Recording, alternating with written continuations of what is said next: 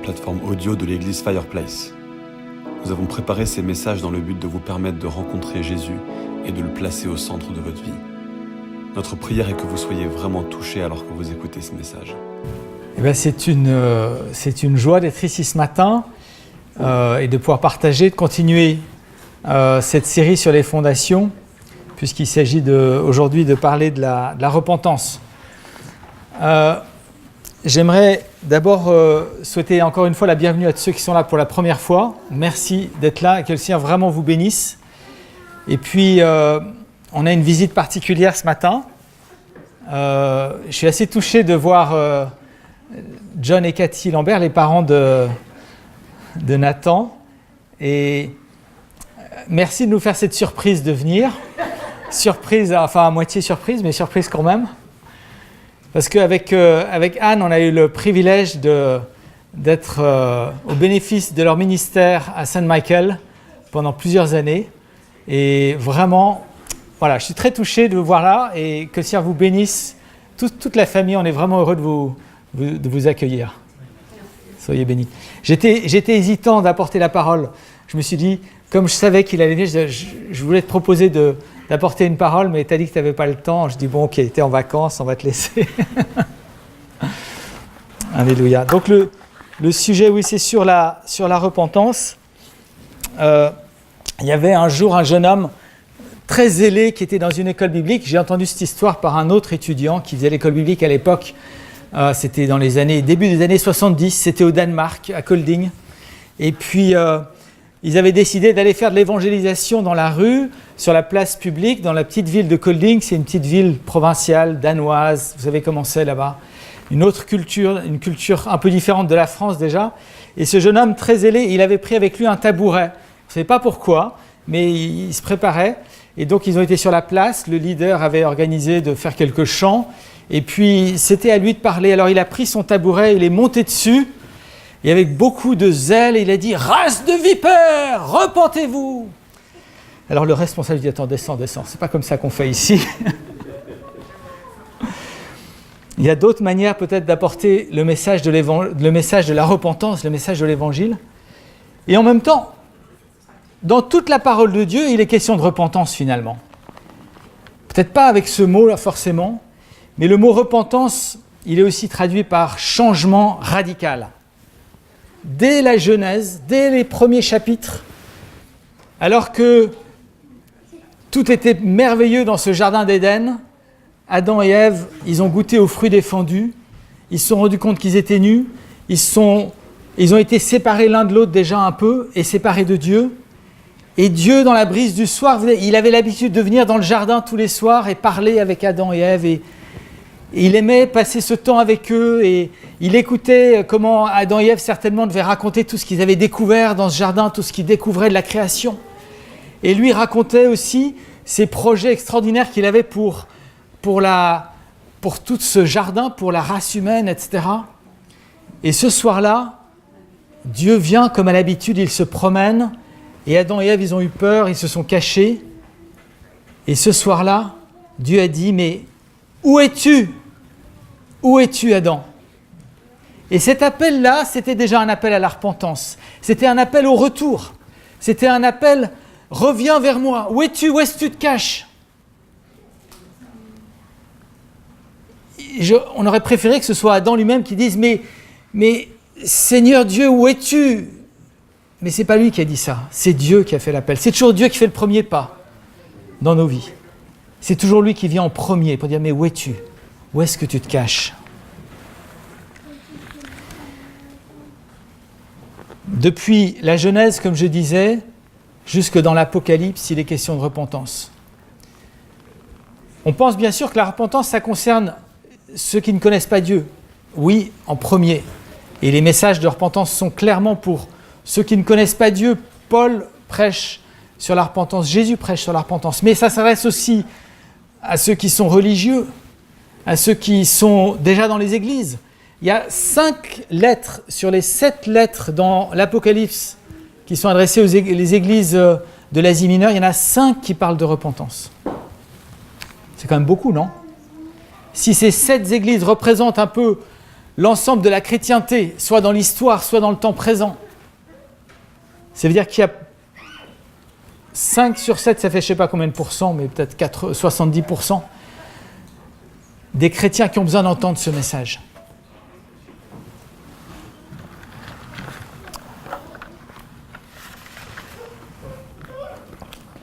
Tout homme est appelé encore aujourd'hui, on est tous appelés, c'est ce qui est essentiel dans le message de l'Évangile. Dès les débuts du ministère de Jésus, il commence par prêcher la repentance.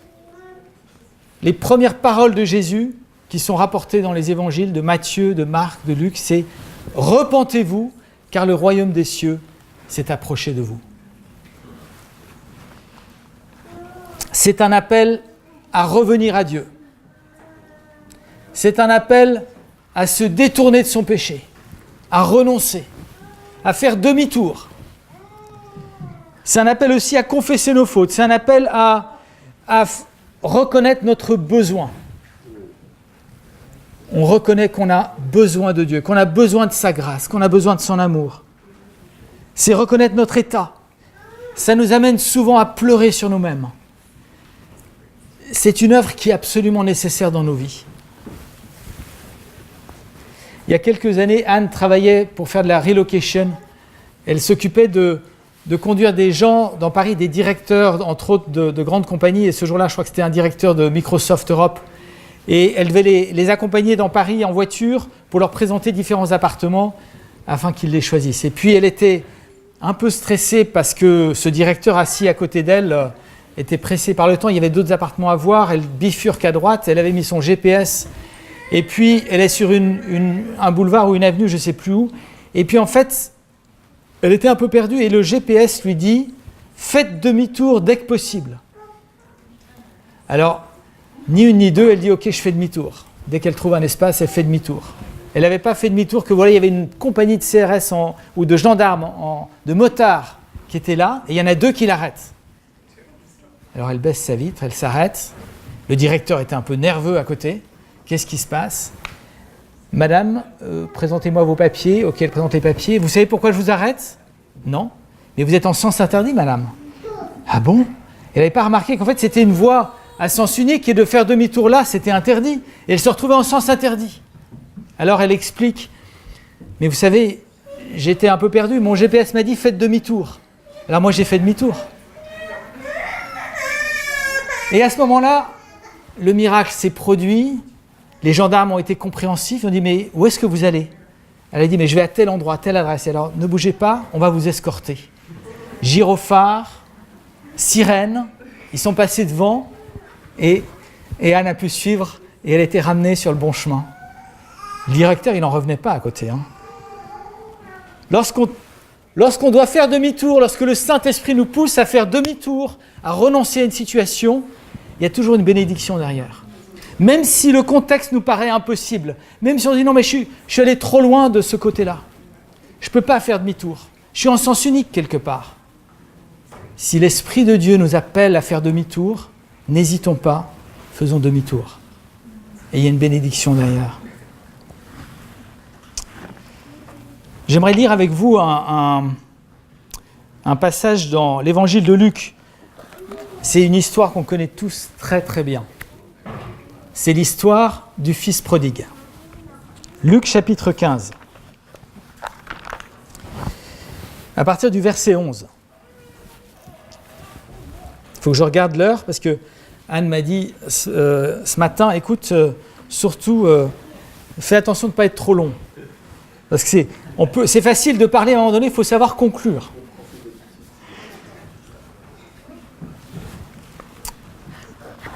Luc 15, verset 11. Je lis dans la Nouvelle Bible seconde. C'est une traduction. Bon. Il dit encore, un homme avait 2 fils. Le plus jeune dit à son père, « Mon père, donne-moi la part de fortune qui doit me revenir. » Le père partagea son bien entre eux. Peu de jours après, le plus jeune fils convertit en argent tout ce qu'il avait et partit pour un pays lointain, où il dilapida sa fortune en vivant dans la débauche. Lorsqu'il eut tout dépensé, une grande famine survint dans ce pays, et il commença à manquer de tout. Il se mit au service d'un des citoyens de ce pays, qu'il envoya dans ses champs pour y faire paître les cochons. Il aurait bien désiré se rassasier des caroubes que mangeaient les cochons, mais personne ne lui en donnait. Rentré en lui-même, il se dit, « Combien d'employés chez mon père ont du pain de reste, alors que moi, ici, je meurs de faim. Je vais partir, j'irai chez mon père, et je lui dirai, « Père, j'ai péché contre le ciel et envers toi. Je ne suis plus digne d'être appelé ton fils. Traite-moi comme l'un de tes employés. » Il partit pour rentrer chez son père. Comme il était encore loin, son père le vit et fut ému. Il courut se jeter à son cou et l'embrassa.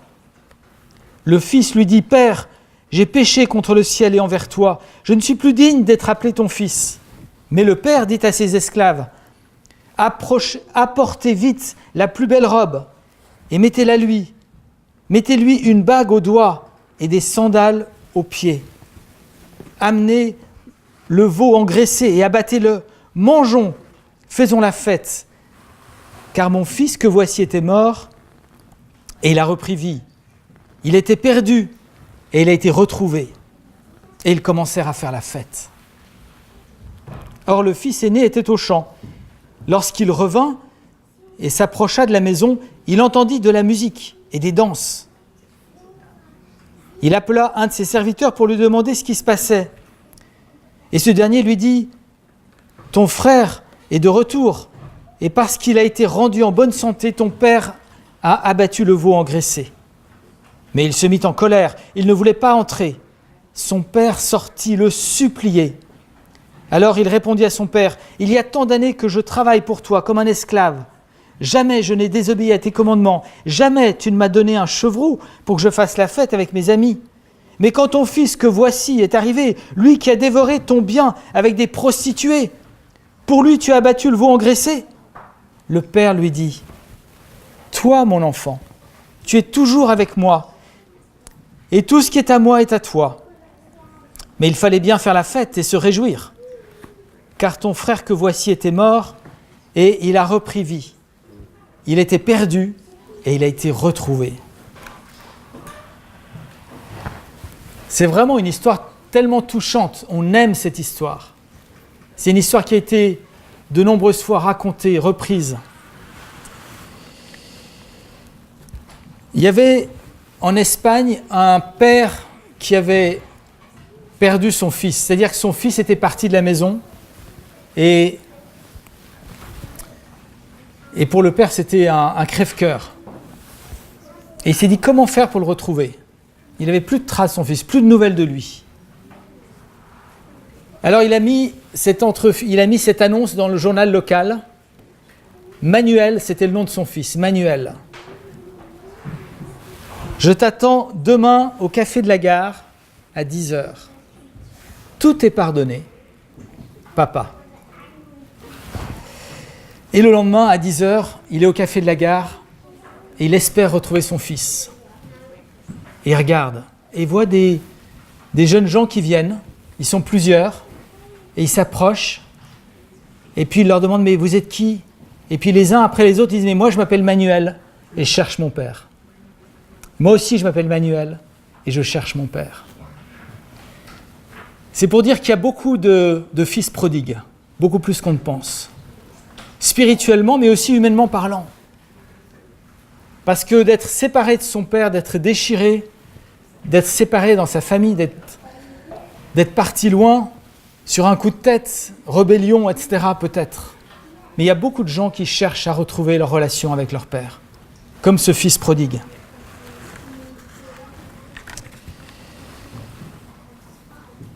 C'est pas seulement le père qui dit « Où es-tu » C'est le fils qui dit « Papa, où t'es » comme le chante Stromae. On a ce cri dans notre cœur finalement. On ne sait pas à qui l'exprimer. Alors oui, ça s'adresse à ceux qui ne sont pas encore chrétien, si tu n'as pas rencontré Jésus-Christ, si tu ne connais pas ton Père céleste, tu peux crier ce cri, mais tu peux venir vers lui, parce qu'il s'adresse à toi ce matin personnellement. Mais dans nos propres vies, on peut aussi se rendre compte qu'on est un peu perdu, parce qu'on s'est laissé entraîner d'une manière ou d'une autre sur un chemin qui n'était pas le bon. Parce qu'on a pris des mauvaises habitudes, alors qu'on vient à l'église régulièrement. Peut-être que notre conversion, elle n'a pas été aussi radicale qu'au fond on aurait souhaité. On est venu au Seigneur, on a juste levé la main dans une réunion, il faisait un peu sombre, et puis on a dit oui à Jésus, on a fait une prière qu'on nous a fait répéter, puis on nous a dit ça y est, t'es chrétien. Et plus tard, on nous a dit il faut que tu prennes le baptême, on dit ok, je vais prendre le baptême, mais il n'y avait pas vraiment de conviction personnelle. Il y a un désir profond dans notre cœur, mais est-ce qu'il a été vraiment rencontré ? Est-ce qu'il y a eu vraiment ce cri du cœur et cette rencontre avec le Père ? Il est encore temps aujourd'hui de se tourner vers lui de tout son cœur. Ce fils, il avait tout perdu. Dans quel état se trouvait le fils prodigue quand il était loin du Père ? Il avait eu plein d'argent, il avait tout dépensé, il avait dilapidé tout ce qu'il avait. Le fils aîné l'accuse d'avoir été avec des prostituées, on n'en sait rien, en tout cas c'est ce que le fils aîné pensait. C'est le jugement qu'il portait sur son frère. Peut-être que oui, peut-être qu'il avait donné de l'argent. Il avait eu plein d'amis pendant qu'il avait de l'argent, puis après il n'avait plus personne. Il avait perdu ses biens, mais il avait perdu aussi sa dignité. Il y a une famine qui est venue, il a été obligé de travailler, de se vendre en fait, se vendre un peu comme un esclave, c'est le moyen de retrouver un peu de moyens de vivre, et encore, même dans ces conditions-là, il n'avait même pas de quoi manger, parce que même ce qu'on donnait à manger au cochon, il ne pouvait pas le prendre, il ne pouvait pas le manger, on ne lui donnait pas. Jésus ne pouvait pas décrire une situation plus dramatique, plus non seulement dramatique, mais aussi plus répugnante. Il s'adressait à des Juifs, et voilà que ce jeune homme, parti loin, dans un pays lointain, était obligé de nourrir, de s'occuper de cochons dans les champs. Imaginez pour des Juifs, imaginez dans leur mentalité. La pire des situations. On ne peut pas faire pire. Et puis, il a perdu ses amis, il était seul, il était isolé. Il s'est trouvé complètement désemparé, démuni, et c'est là qu'il est rentré en lui-même. Et c'est là qu'il a dit, mais au fond, chez mon Père. Il a pris conscience de son état. Il n'a peut-être pas vu toute la situation spirituelle dans laquelle il était, mais au moins la situation matérielle dans laquelle il se trouvait, la situation psychologique, lui a fait prendre conscience de son état. Et qu'est-ce qui s'est passé dans son cœur ? Il s'est souvenu de la maison de son père. Il s'est souvenu de ce qu'il avait, de la communion qu'il avait. Il s'est souvenu que même les serviteurs de son père étaient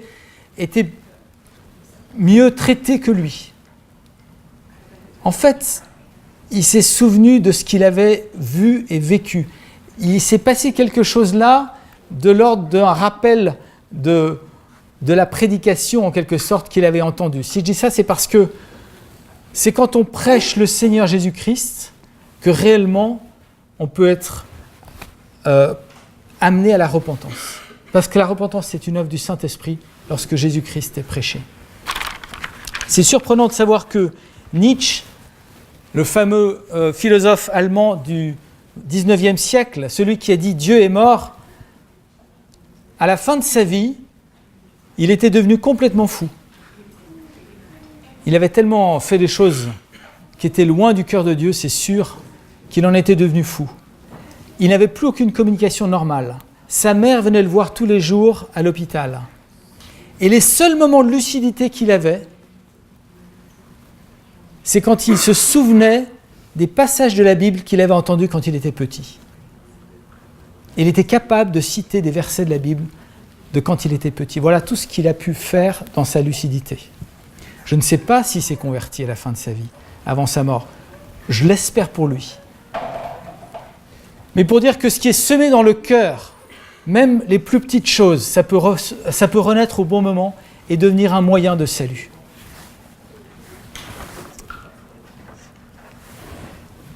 C'est l'œuvre du Saint-Esprit qui nous révèle notre condition de péché. En repensant à ce texte, ça me fait penser à un autre texte, ce texte d'histoire du fils prodigue. Ça me fait penser à ce ce passage dans Éphésiens chapitre 2, où Paul parle de la situation des Éphésiens avant. Vous étiez loin, vous étiez sans Christ, sans Dieu. Vous étiez sans terre, sans espérance dans le monde. C'est la situation du Fils prodigue. C'est notre situation lorsqu'on s'éloigne du Père. On est sans Christ. Si on est sans Christ, on est sans repentance possible. Mais quand Christ est annoncé, alors la repentance devient possible.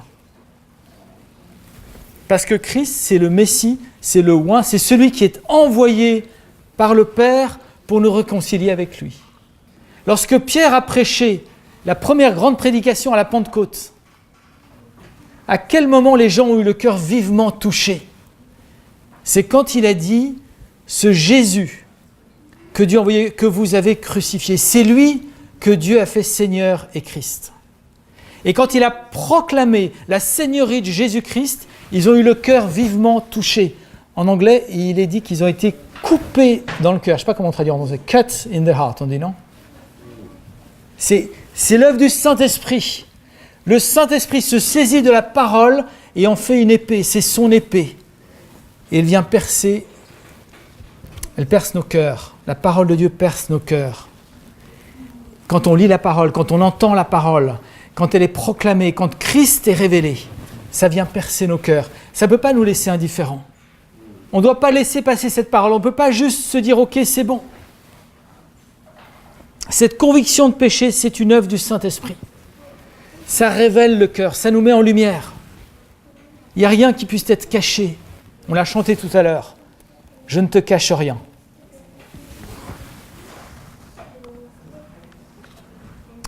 C'est la source de tout réveil. Il peut y avoir beaucoup de prédications, beaucoup de techniques d'évangélisation, beaucoup de systèmes qu'on met en place, beaucoup d'organisations. Il y a des choses qui sont bonnes, ce n'est pas le problème. Mais s'il n'y a pas une prédication claire de Jésus-Christ, et s'il n'y a pas une prière derrière, de ceux qui souhaitent, qui désirent ardemment voir des âmes se tourner vers lui, il n'y aura pas l'œuvre du Saint-Esprit. Je pense que des réveils comme l'Amérique et l'Angleterre en ont connu, pas que l'Angleterre d'ailleurs, mais l'Irlande aussi, au 19e siècle en particulier, au début du 20e siècle au Pays de Galles ou en Californie, des réveils de cette puissance-là, où les gens étaient saisis par le Saint-Esprit, ils s'accrochaient à leur chaise, ils avaient peur ils étaient dans l'angoisse de voir leur péché révélé, et ils n'avaient qu'une hâte, c'était de se tourner vers Dieu. C'est du même ordre que ce qui s'est passé à la Pentecôte. C'est la même chose qui s'est passée quand Paul et Silas étaient en prison dans la ville de Philippe. Et pendant la nuit, il y a un tremblement de terre, et toutes les chaînes sont tombées, toutes les portes se sont ouvertes. Et le geôlier a eu tellement peur que les prisonniers s'évadent. Ça dépendait de sa vie en dépendait, je veux dire. Qu'il a voulu se suicider de peur d'être lui-même tué le lendemain pour punition d'avoir laissé échapper des prisonniers. Et Paul a dit, mais non, ne fais pas ça, on est tous là et on ne va pas s'échapper, t'inquiète pas. Mais c'est l'œuvre de Dieu. Et ce geôlier, après, il a dit, après avoir accueilli Paul dans sa maison, il dit, mais qu'est-ce que je dois faire pour être sauvé? Il était saisi par le Saint-Esprit parce qu'il avait vu une manifestation de la puissance de Dieu à l'œuvre. Qu'est-ce que je dois faire pour revenir à Dieu? Qu'est-ce que je dois faire si je me sens éloigné? Pas seulement si je... Peut-être que tu es chrétien, oui, on aime le Seigneur, on vient à l'église, mais il y a des choses, des chemins sur lesquels on s'est laissé entraîner. Et notre cœur n'est pas toujours prompt à la repentance. Or, c'est là le secret d'une vie bénie, d'une vie dans la communion avec Dieu.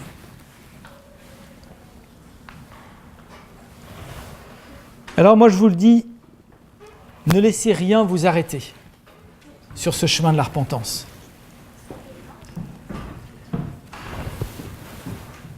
Il peut y avoir différents, moi j'appelle ça des voies d'évitement. Vous savez, on est sur la route et puis on nous annonce qu'il y a des travaux. Donc la route devant nous, on ne peut pas la prendre parce qu'il y a des travaux, ça va être difficile, ou il y a un obstacle.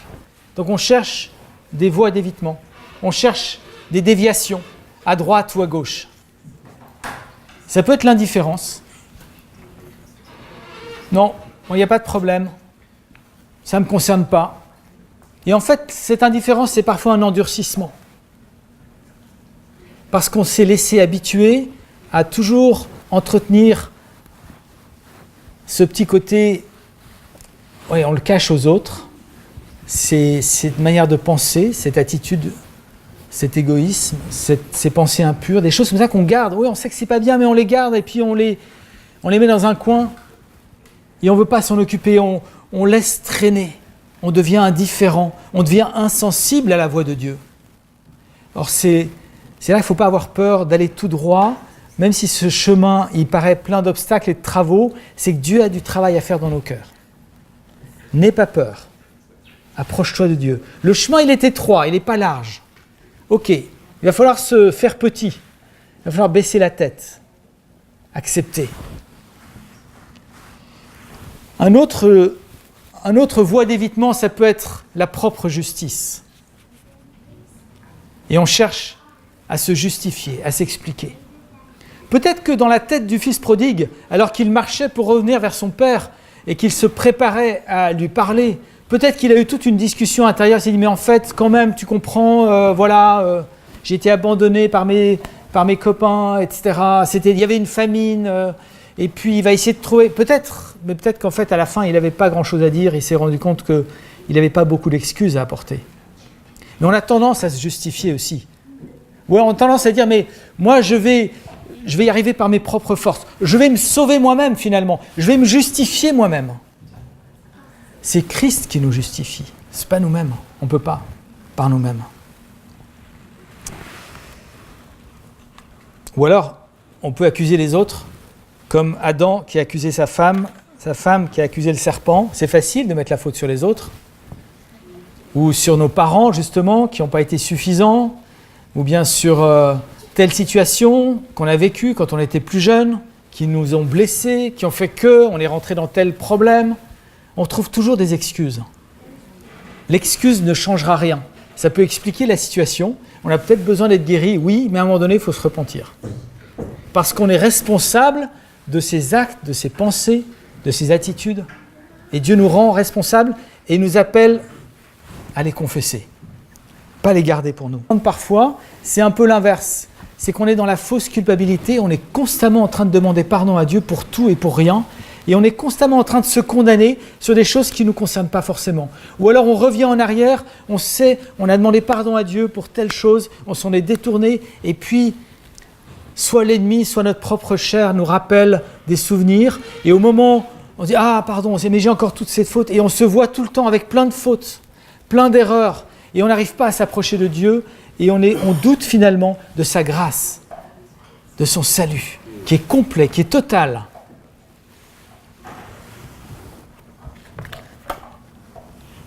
On ne peut pas ni se justifier soi-même, mais ni se condamner soi-même non plus. C'est le Seigneur seul. Son trône, il est fondé sur la justice et sur la compassion. Il est fondé sur la justice et sur la compassion. Le Seigneur est un juste juge et c'est Christ qui a porté notre condamnation. Il y avait une tension inimaginable entre la justice de Dieu et son amour infini. Et c'est Christ qui a fait le lien. Alors, le Fils a décidé de retourner vers son Père. Il a pris cette décision. Je partirai, j'irai vers mon Père. Il se souvenait quand même, dans sa misère, dans son indignité, dans ses sentiments de culpabilité, dans sa tristesse, dans son angoisse, il se souvenait quand même qu'il avait un Père. Mais il se savait, il disait son Père et en même temps il disait « mais je ne suis pas digne d'être appelé ton fils ». Il a décidé de partir et il est parti. Même cette décision-là, c'est encore l'œuvre du Saint-Esprit. Quelle grâce! C'est lui qui nous donne le vouloir et le faire. Ça, c'est la souveraineté de Dieu. Ça, c'est son amour infini. Il est au-dessus de tout, il est souverain. Alors qu'on se tourne vers lui, c'est encore lui qui nous pousse à se tourner vers lui, je dirais. Alors qu'on décide de se repentir, c'est lui qui nous aide à le faire. Il est là par son esprit. Il nous convainc de péché, il nous pousse au fond de nous-mêmes parce qu'on est dans une situation difficile ou parce que Bref, c'est l'œuvre du Saint-Esprit, mais en même temps, il nous donne cette force de dire « Ok, j'y vais ». C'est pour ça que dans l'Épître aux Hébreux, l'auteur insiste, il dit « Mais si tu entends sa voix aujourd'hui, n'endurcis pas ton cœur. N'endurcis pas ton cœur. Si tu entends sa voix, tourne-toi vers lui. » Avec quelle attitude le Fils est retourné vers son Père? Une attitude d'humilité et de crainte en même temps. Un renoncement à lui-même. Peut-être tu peux mettre l'image de Rembrandt. J'aime beaucoup cette peinture de Rembrandt. On voit le Père qui accueille son Fils, et puis un peu dans la lumière à droite, c'est le Fils aîné qui est là debout et qui regarde avec un regard un petit peu dubitatif. Qu'est-ce que ça veut dire tout ça? On voit l'attitude du Fils qui est complètement démuni. Il est rasé parce qu'il a été comme un esclave. Il est dans des vêtements qui ne devaient pas sentir très bon. La seule chose qu'il a conservée, d'après Rembrandt, c'est sa petite, on ne voit pas bien là, mais il a gardé une petite épée qui est représentatif du fait qu'il appartient à une famille. Il aurait pu vendre cette épée pour essayer d'avoir un peu d'argent, mais il ne l'a pas fait. On sent qu'il y a tout un message dans cette peinture de Rembrandt. C'est une vraie prédication de l'Évangile, je vous assure. Il y a plusieurs personnes qui, en regardant ce tableau, se sont tournées vers Dieu. Parce qu'ils avaient tellement cette aspiration à retrouver cette communion avec le Père. Henry Nouwen, je ne sais plus comment on prononce son nom, Nouwen, fait partie de cela.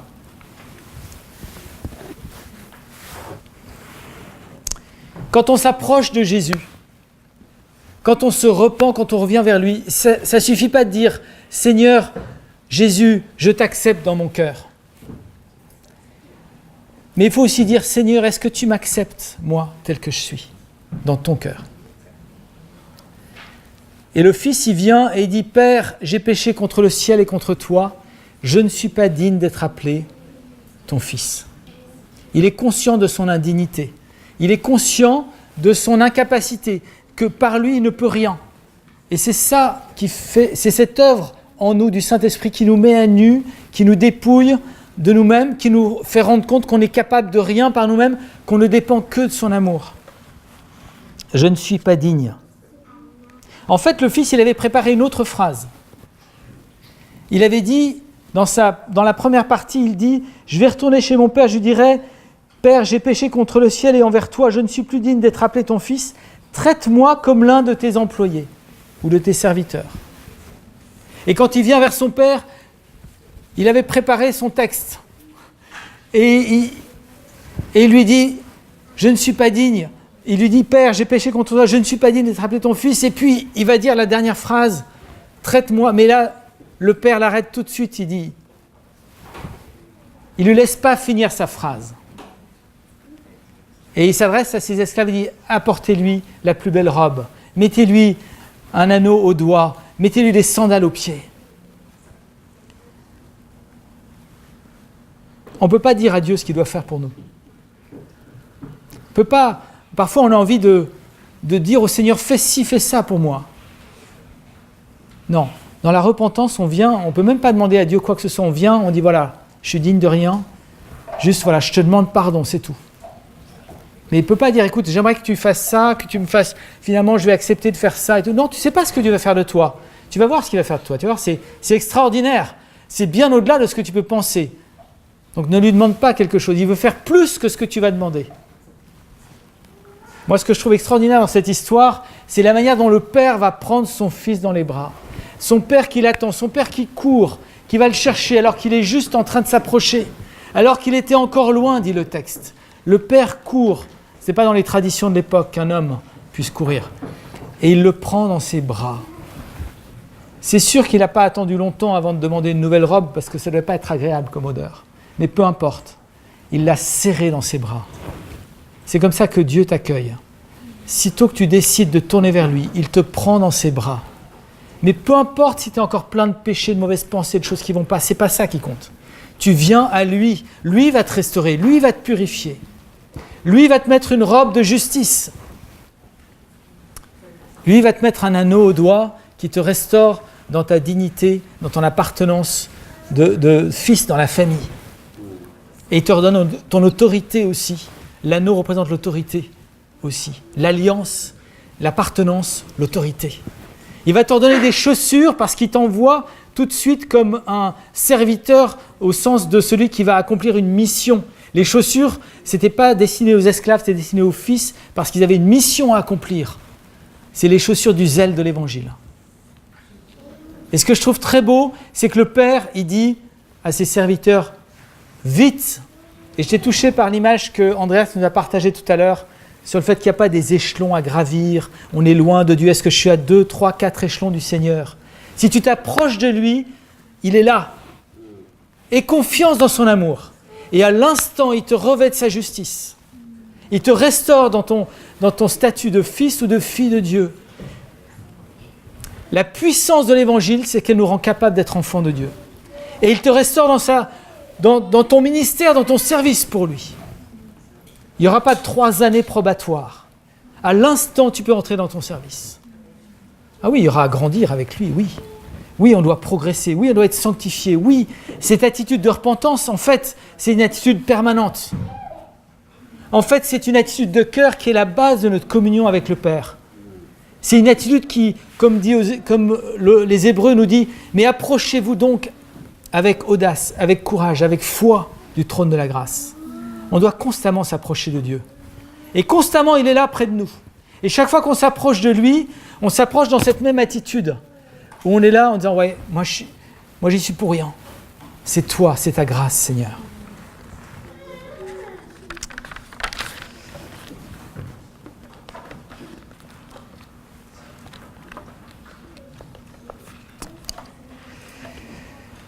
Je pense que j'aimerais vous lire un autre texte que j'ai à cœur. C'est juste un extrait. C'est à la fin du deuxième livre de Samuel. David a fait une grave erreur. Alors on pense beaucoup à l'histoire de David et Bathsheba, mais il ne s'agit pas de ça. Là aussi, il y a un très beau texte de repentance. Vous pourrez relire le psaume 51. Mais là, il s'agit d'une autre histoire. C'est à la fin de son règne, et tout à coup, il décide de faire le dénombrement du peuple. Et Dieu ne voulait pas qu'il y ait ça. Et Gad, c'est pas Gad el-Maleh, c'est le prophète Gad. Gad vient et lui dit, tu as péché, tu n'aurais pas dû faire ça. On va lire ça dans 2 Samuel, dernier chapitre, alors c'est le 24, chapitre 24, si vous voulez. On ne va pas lire tout dans le détail, mais juste quelques extraits, parce que j'ai été touché par quelque chose qui m'a dit, mais c'est incroyable comment Dieu agit dans nos situations les plus difficiles aussi, parce que parfois on se prend les pieds dans le tapis, on fait des erreurs, et il y a des conséquences à ces erreurs. Au verset 12, Dieu dit à Gad, « Va dire à David, ainsi parle le Seigneur, je te propose 3 choses. » Parce qu'il avait péché et il y avait une punition. Tu vas choisir. Donc c'était soit 7 ans de famine, ou 3 mois de fuite devant l'ennemi, ou 3 jours de peste. Et qu'est-ce que dit David ? J'aime beaucoup cette parole. David répondit à Gad, « Je suis dans une grande détresse.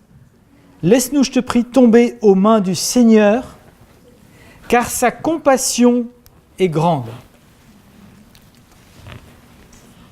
On préfère que le Seigneur lui-même décide du jugement, de la punition, parce qu'on sait qu'il est un Dieu de compassion. Et c'est sur cette base-là qu'il a accepté la punition du Seigneur. Alors en fait, je ne savais pas trop ce que ça voulait dire, parce que c'était en tout cas pas fuir devant l'ennemi, mais ça aurait pu être 7 ans de famine ou les 3 jours de peste. Dans les 2 cas, c'était plutôt l'œuvre du Seigneur, il me semble. Et Dieu a décidé de frapper le peuple par la peste, un fléau terrible. Il y en a 70 000 qui sont tombés. Et là, il est dit au verset 16, comme le messager ou l'ange étendait la main sur Jérusalem pour la détruire, le Seigneur regretta ce malheur. Et il dit au messager destructeur qui était parmi le peuple, « Cela suffit, arrête maintenant !» Le messager du Seigneur était près de l'aire d'Aravna, le Jébusite. Dieu regretta ce qu'il avait décidé de faire. C'est intéressant de voir comment Dieu se repent aussi. il se repent toujours des punitions qu'il veut infliger à son peuple. Il y a plein de textes qui parlent de ça. Mais qu'est-ce qui le pousse à la repentance, le Seigneur ? Ce n'est pas le même type de repentance, ce n'est pas la repentance d'un péché, c'est juste un retour. C'est le sens de revenir en arrière, de regretter ce qu'il avait décidé de faire. Très souvent, c'est parce que quelqu'un a prié, a intercédé. Moïse a intercédé pour le peuple. Sinon, Dieu allait détruire le peuple dans le désert parce qu'ils avaient péché. Et Dieu est revenu sur sa pensée. Mais ici, ce qui me touche, c'est que d'abord, Dieu, dans son cœur, regrette, il regrette et il arrête l'ange destructeur d'aller jusqu'à détruire Jérusalem. Et après, il envoie Gad dire à David, fais un sacrifice là, sur l'aire d'Aravna, le Jébusite. Et David paye le prix, achète le champ, l'aire, et il fait un sacrifice. Et alors, on voit que Dieu change d'avis. Et il est dit à la fin, au verset 25, David bâtit un autel pour le Seigneur, il offrit des holocaustes et des sacrifices de paix. Alors le Seigneur se laissa fléchir en faveur du pays. Et il y a les deux. Pour moi, Dieu avait déjà décidé dans son cœur d'arrêter, mais il engage David dans une attitude de repentance pour le faire fléchir. Il y a les deux. Dans sa souveraineté, Dieu peut arrêter le fléau. Dieu peut nous bénir. Dieu peut nous restaurer immédiatement. Il nous a pardonné en Jésus-Christ. Il a accompli l'œuvre en Christ une fois pour toutes. Mais il nous appelle à participer de cette œuvre. Il nous appelle à la repentance pour qu'on soit complètement en communion avec lui. Quand on se repent devant Dieu, on rentre dans le salut. On rentre dans l'œuvre de salut de Jésus-Christ pour notre vie. On participe à l'œuvre de salut quelque part, parce qu'on fait notre part. C'est par grâce que vous êtes sauvés, par le moyen de la foi quand même. Il y a notre participation. Oui, il y a la souveraineté de Dieu, mais oui, il y a notre participation. Et on sent que David, il a obéi, il aurait pu ne pas le faire, il aurait pu s'endurcir, mais il l'a fait. Et nous aussi, on est appelés à participer à cette œuvre de grâce. Vous avez encore un moment, vous êtes encore attentifs ? Ça va ? En repensant à l'attitude du fils qui revient vers le père, tu peux mettre l'autre image.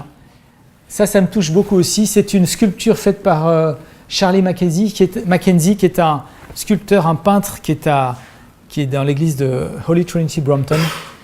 C'est un homme qu'on a eu le privilège, Anne et moi, de rencontrer. On a été chez lui, on a passé une après-midi, une soirée avec lui. C'était absolument délicieux. C'est un homme plein d'humour, de talent. Voilà, je vous passe, c'est vraiment délicieux. Vous allez dans ses toilettes et il y a des dessins partout sur les murs, tous plus drôles les uns que les autres. Il est plein d'humour, mais il est plein de tendresse, il est plein d'humilité en même temps, et il est tellement conscient de la grâce de Dieu. Quand régulièrement, il lui demande de prêcher, d'apporter une parole, et il y a toujours des histoires toujours archi drôles, mais où on sent à quel point il est conscient de sa dépendance, du fait que sans le Seigneur, il ne serait rien. Et que c'est que par son amour. Ce n'est pas la religiosité, ce n'est pas les structures d'église, ce n'est pas la théologie, c'est rien de tout ça. C'est l'amour de Dieu pour lui.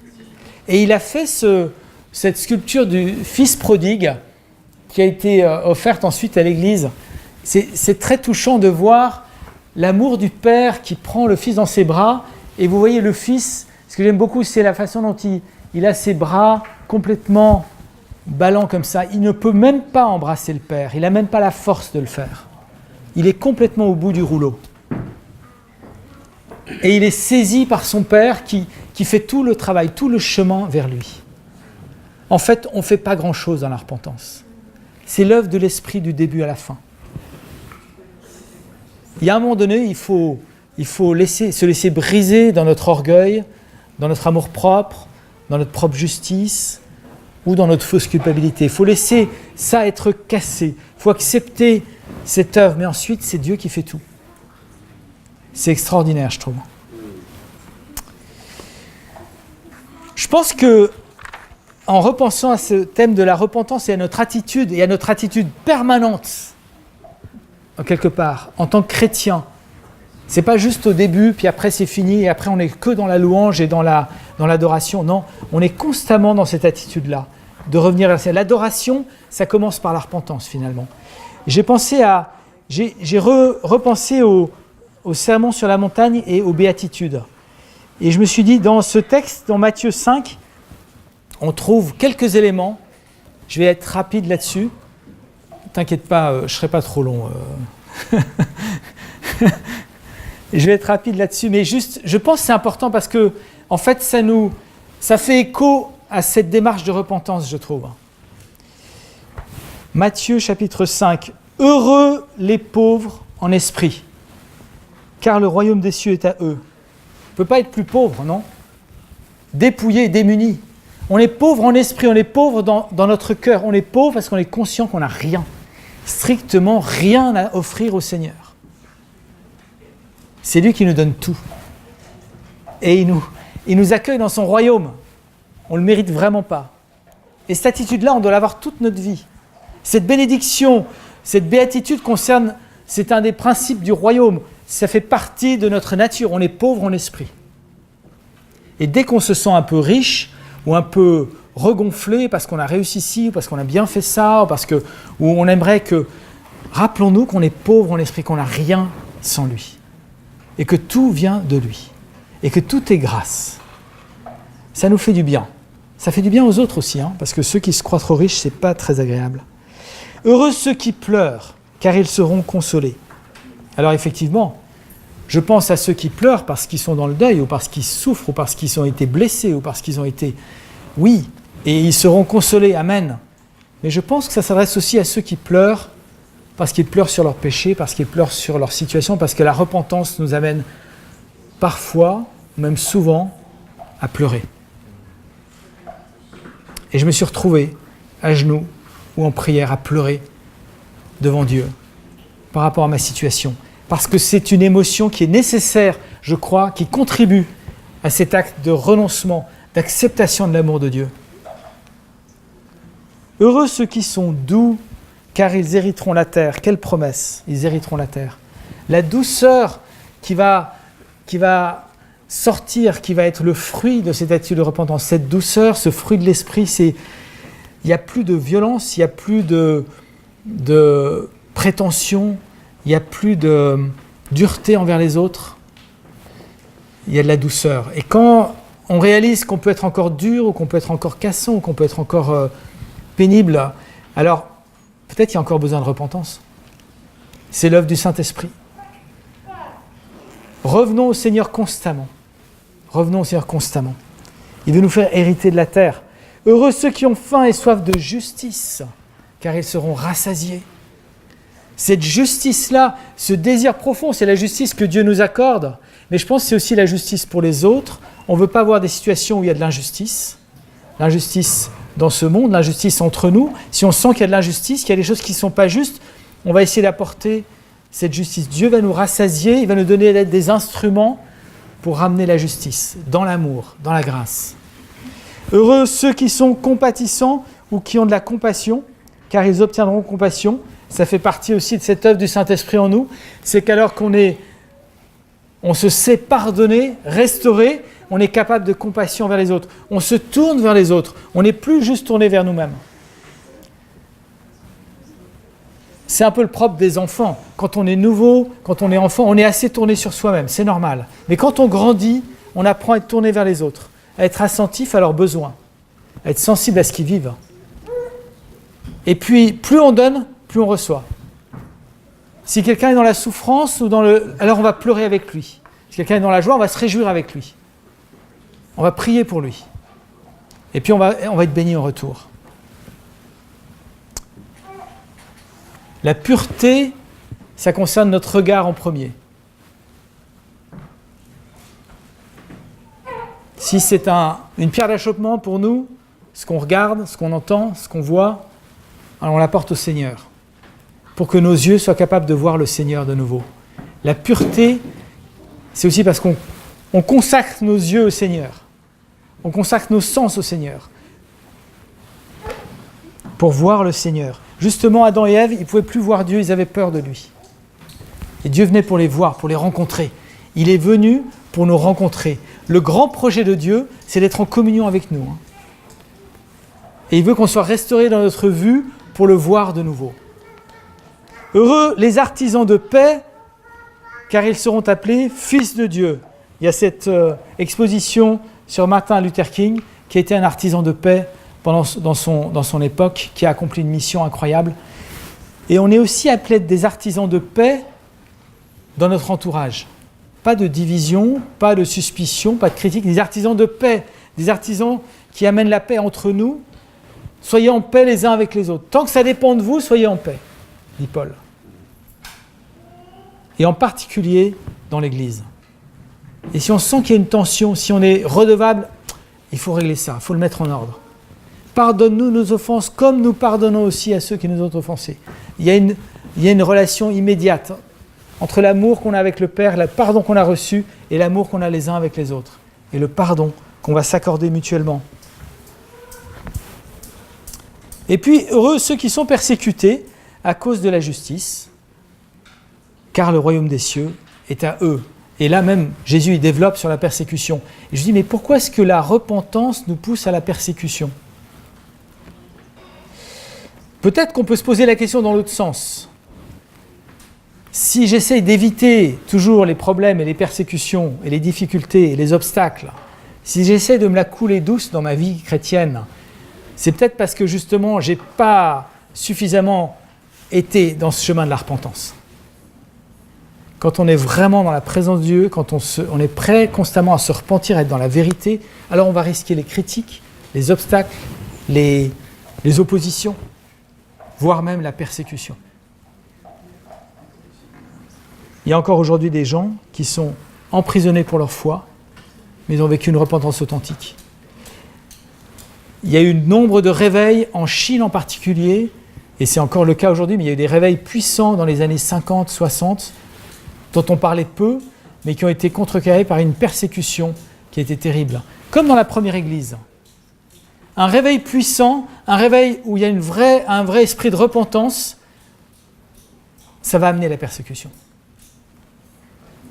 Et inversement, l'absence de persécution, une église ou un peuple chrétien, une église qui est trop bien acceptée, trop bien tolérée, et on se dit mais c'est merveilleux, les gens nous aiment et nous acceptent, c'est peut-être parce qu'il manque de repentance justement. Parce qu'on est finalement un peu dans le compromis, très subtil, on est rentré dans l'esprit du monde, alors ce n'est pas des choses grossières, mais c'est une mentalité qui n'a pas changé. N'oublions pas une chose, c'est que la repentance c'est avant tout un changement radical et un changement de mentalité, un changement de manière de penser. Il faut renoncer à tout ce que le monde nous propose pour accepter la mentalité de Christ, la pensée qui était en Christ. Lui qui s'est dépouillé pour nous donner la vie.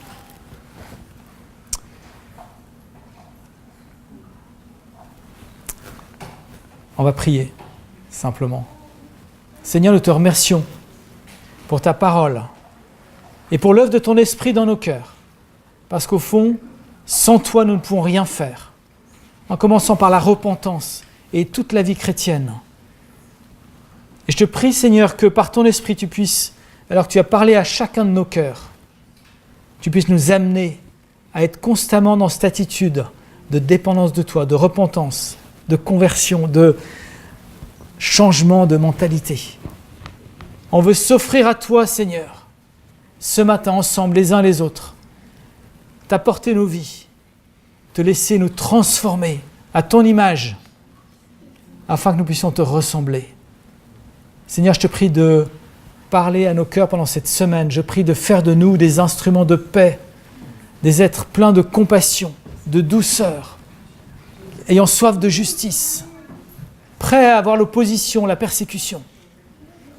Ô Seigneur, dans le nom précieux de Jésus, ne nous laisse pas partir indifférents, Seigneur. Ne nous laisse pas ressortir indifférents. Ne quittons pas ta parole, restons plongés dans ta parole, dans l'œuvre de ton esprit. Que nous soyons ces instruments entre tes mains, embrasés par l'amour pour les âmes, Seigneur. Ton amour pour les âmes, dans le nom précieux de Jésus. Amen.